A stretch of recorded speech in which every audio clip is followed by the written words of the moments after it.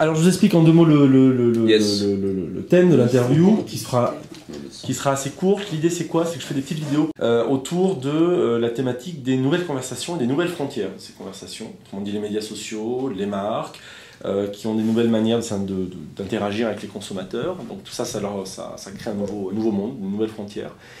Christian Blachas, Geneviève Petit, bonjour. Bonjour. Salut. Ces consommateurs, aujourd'hui, il y a des conversations qui se créent avec eux, qu'on le veuille ou non, donc. Parce que de toute manière, si la marque n'a pas envie, on ira les chercher. Est-ce qu'il y a des cas où la marque ne doit pas engager la conversation, ou est-ce qu'il y a des cas où effectivement elle ne doit pas y aller, parce que c'est peut-être qu'une mode après tout, j'en sais rien. Il y a des cas où oui, il faut qu'elle se taise, mais il faut qu'elle dise qu'elle ne veut pas parler.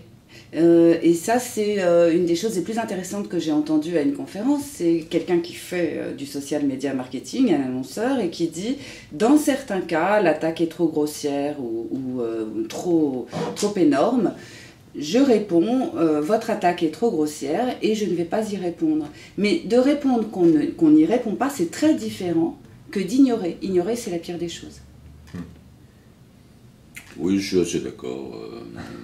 Je suis assez d'accord. Mais en résumé, je dirais que la seule solution pour être fort par rapport à des attaques qui peuvent se développer sur le net, c'est d'avoir un produit fort, un bon produit.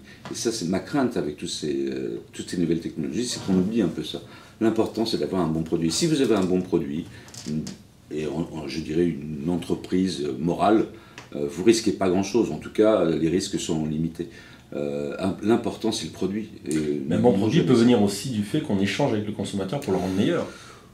Et qu'on Ouais, discute avec lui ou qu'on capte des éléments sur Internet ça, pour ensuite... J'y crois pas trop, parce que ça, c'est un peu de la démagogie, c'est pas les consommateurs qui font le produit. Je veux dire, voilà, si on écoute tout le monde, attendez, on peut plus avancer, quoi. Genre, mais même à notre niveau, je veux dire, quand vous faites un journal ou un site, peu importe, et que vous écoutez en permanence les revendications des gens, plus ça va, plus vous êtes paumé. À un moment donné, il faut dire, attendez, moi ma conviction, c'est ça. Alors vous avez le droit de pas être d'accord avec moi, mais moi, le produit que je propose, c'est celui-là, et j'y crois. À un moment donné, il faut savoir être fort face à ça. Sur ça, je veux dire, on est complètement largué. Alors il y a des gens en permanence qui disent, ouais, mais alors là, dans votre pagination, votre rubricage, ça va pas, parce que moi je préférais qu'on parle de ça. Bon, d'accord, mais c'est pour ça que je dis que c'est les dangers un peu de cette démocratie populaire, c'est que si on écoute trop les gens, on arrive à ne plus avoir de philosophie et de discours, de conviction. Donc ne pas écouter forcément chaque petit bruit, mais quand même arriver à retirer des éléments pour soi qui peut éventuellement faire avancer les choses. Oui, bien sûr, bien sûr. Mais c'est comme une conversation entre deux personnes ou entre un couple d'amoureux. Il y a des concessions à faire, il y a des silences qu'il faut respecter, puis par moment, effectivement, il faut aller un peu plus loin. C'est un problème d'équilibre. Aujourd'hui, on est dans un déséquilibre. On est encore une fois passé, à mon avis, trop rapidement de cette dictature des marques dont je parlais à cette dictature du peuple. Allez, pour finir, en termes rapidement de tendance, et ce que vous pouvez voir venir en termes de nouvelles formes de publicité plus, on va dire, plus digitales ou plus proches peut-être des consommateurs par l'intégration de marques, par exemple je pense au placement de produits ou avec les réseaux sociaux. C'est quoi vos convictions autour de ça ou ce que vous observez aujourd'hui vous en tant que veilleur à CB Web et CB News? Voilà. Moi, je dirais que, attendez, le problème, il ne se pose pas comme ça. C'est-à-dire que de toute façon, l'argent vient des marques. Ce sont les marques qui font vivre les médias, quels qu'ils soient, d'accord?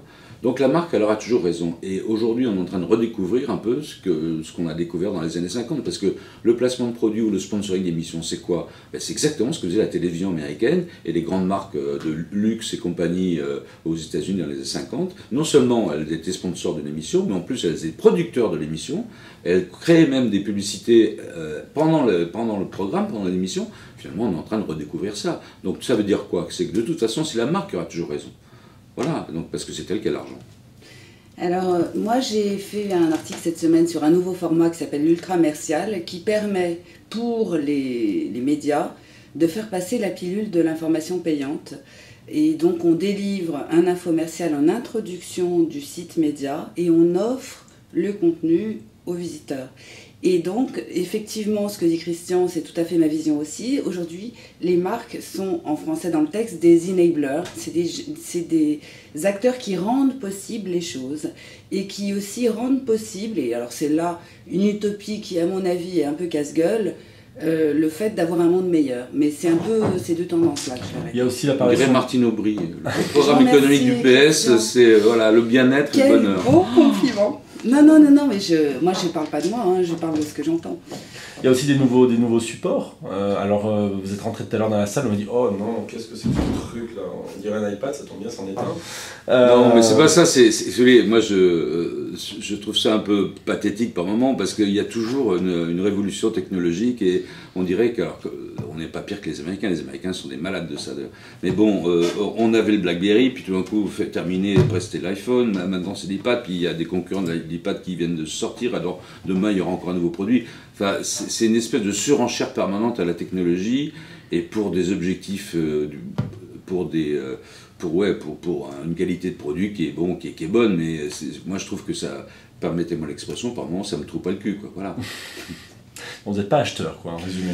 Non, mais je suis un mauvais consommateur, moi. Non, moi je me souviens d'une phrase de quelqu'un qui était formidable, qui était le maire de Pau, André Labarrère, qui avait 82 ans, et qui parlait des nouvelles technologies, parce qu'il avait branché sa ville sur le très haut débit, et il disait « Mon seul souci, c'est que les gens restent en contact les uns avec les autres. » Et je trouve que c'est le vrai souci, pour avoir des enfants, et pour observer tout ce monde-là qui bouge, je me dis, le vrai souci, c'est de rester en véritable contact, les uns avec les autres. D'accord, mais ça peut être vu aussi comme on va dire une crainte non fondée. On a bien vu en 10 ans d'Internet que finalement les gens continuent à se parler et ne se regardent pas au travers de leur téléphone. Je suis pas tout à fait sûre de ça. Ouais, j'ai envie de dire que moi ce que je regrette un peu, c'est qu'on puisse pas de temps en temps être seul, quoi. Ah, ça effectivement, la déconnexion, ça peut être le prochain luxe. Eh ben oui, voilà. Moi, peut-être que oui. À une époque, c'était l'espace, ça pourrait être la déconnexion. Exactement. Mais juste en homme de presse, vraiment, vous ne croyez pas à ce type de support-là, numérique? Je ne parle pas spécifiquement de l'iPad, mais on va dire l'émergence de tous ces supports-là numériques, parce que de toutes les manières, on le voit bien, la presse papier semble être... On a été les premiers à faire un vidéo-mail hebdomadaire, on a été les premiers à mettre de la vidéo sur nos newsletters, etc. Donc bien naturellement, ça offre une possibilité fabuleuse, je ne conteste pas ça. Il y a la CB Web Letter, il y a le club sur Blue Kiwi, enfin bon, CB ne crache pas du tout sur les nouvelles technologies. Non, c'est pas ce que je voulais dire par là, mais c'était plus en termes de croyance ou de conviction par rapport à un nouveau marché pour, entre guillemets, sauver ce marché qui pourrait se retrouver à la place du marché de la musique par exemple, ou ce genre de choses là, avec des nouveaux acteurs. C'est plus cette réflexion là par rapport à ça. Oui, mais la vraie inquiétude, c'est convaincre les marques, encore une fois, puisque c'est elles qui ont l'argent, c'est elles qui vont faire vivre tous ces nouveaux médias. Donc les convaincre de faire de la publicité ou d'adopter des nouveaux supports, d'étudier sérieusement les possibilités incroyables qu'offrent toutes ces nouvelles technologies. Pour l'instant, je pense que c'est pas encore le cas. Dernière question, la question subsidiaire, est-ce que vous imprimez vos mails ou est-ce que vous les lisez sur votre smartphone? J'imprime... Oui, globalement j'imprime mes mails, enfin les mêmes qui m'intéressent et qui me concernent, bien sûr. Moi j'ai besoin du papier, je suis désolé. Mais je fais partie d'une vieille génération. Non, moi je suis iPhone. Merci. Super. Ça sera fait en 2 morceaux.